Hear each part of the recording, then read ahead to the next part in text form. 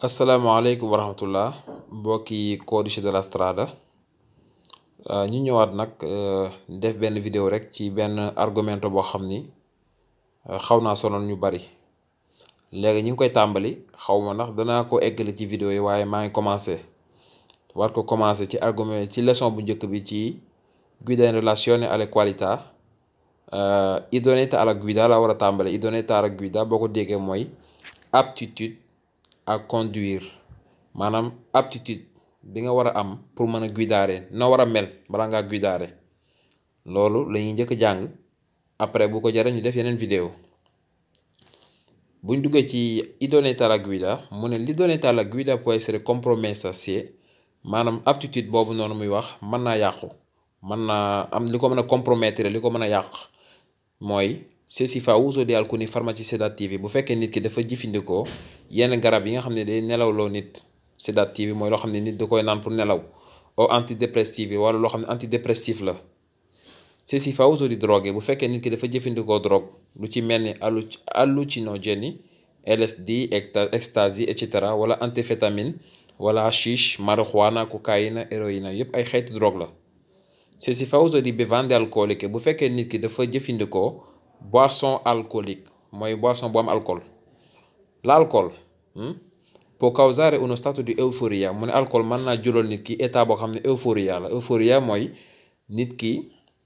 gis danger daal di koy ñàkkal fayda moo tax mu ne la conseguente sottovalutazione del pericolo mooy nga gis ni li pericolo la waaye doo ko faale ñëw jubal ci pericolo bi kooku ku màndi moo koy def mu ne aumento dei tempi di reazione tamit dana ko jural nit ki mooy temps bi muy am pour réagir day gudd comme tey nga gis loo xam ne moo ngi sa kanam nga yor oto bi di daw jubal dem dal ci kawam au lieu nga réagir ngay xoole ba dem dal ci kawam loolu aumento dei tempi di reazione moo koy indi rallenta i riflessi réflexe bi nga war a am pour réagir mooy ralentir et sonnolenza tamit mooy gëmmentu nelaw dana ko jural nit ki alcool nonché modificare pericolosamente la capacità di concentrazione e attenzione mu ne mën naa modifier nag dangereusement capacité bi nga waroon am yow sa bopp pour concentrer ak moytu ki guida in stato di ebbrezza alcolica ki nga xam ni dafay dawal fekkoon mu màndi loolu mooy concentrazione di alcool nel sangue superiore al limite stabilito maanaam alcool bi ne ci deretu nit ki bu ëppee li nga xam ne moom la yoon maye xam nga mën nañ ko natt am na lu ñuy xoole ba xam ni yow da ngaa màndi wala màndi yoo mu ne kooku nag rischia l'arresto kooku mën nañ ko jàpp policier mën nañ ko jàpp teg ci moom loxo mu ne è necessario che trascorrano alcune ore affinché un conducente che abbia assunto una quantità eccessiva di bevande alcoliche recuperi l'idoneità alla guida mu ne day baax lool ki nga xam ne chauffeur bi nga xam ne dafa jëfandikoo boisson bu am alcool mu toog ay waxtu yu bari pour mën a récupérer idoneità alla guida pour mën a nekk apte pour dawal specie rawatina nag se ha assunto anche dei farmaci bu fekkee dafa jëfandikoo tamit ay pharmacie ay garab da ko booleeg alcool bi è sconsigliabile maanaam diggaluñ la benn yoon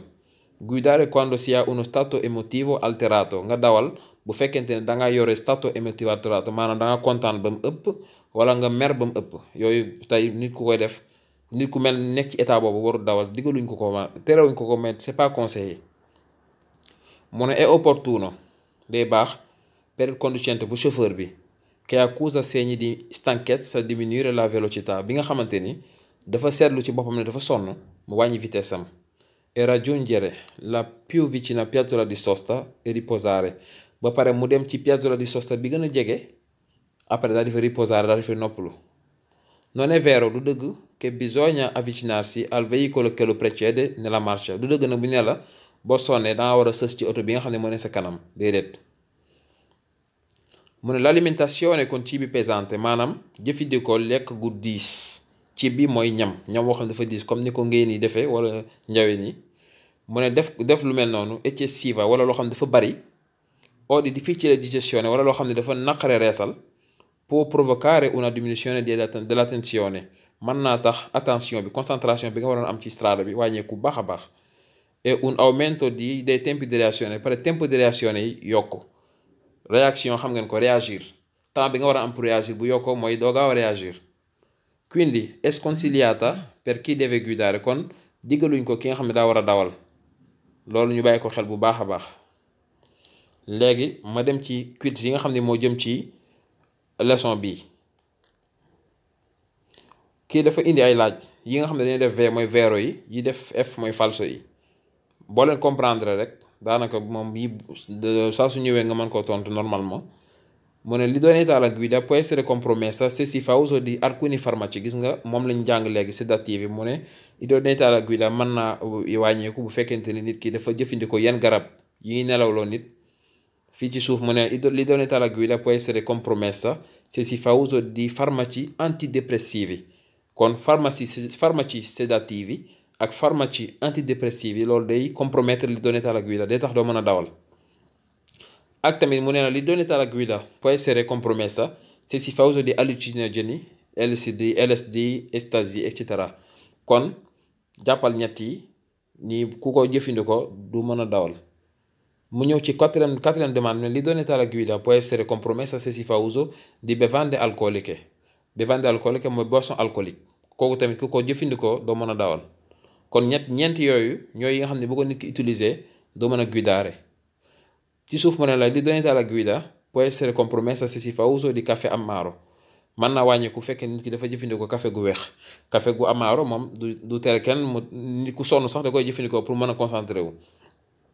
l'idoneità alla guida può essere compromessa se si fa uso di bevande gassate. mu ne boo jëfandikoo boisson bu am gaz doo mën a guidare è falso. ku mel ni Fanta wala Coca-Cola mooy bevande gassate. L'idoneità alla guida può essere compromessa se si fa uso di integratori di sali minerali. mu ne bu fekkee da nga jëfandikoo integratori di sel minéraux doo mën a guidare è falso. L'idoneità alla guida può essere compromessa se si fa uso di integratori alimentari. integratori alimentari mooy xeeti vitamine yooyu loolu tamit teewute mën a dawal. kon leçon bi kii mooy leçon bu njëkk bi ñu yemale ko fii ba beneen yoon incha allah.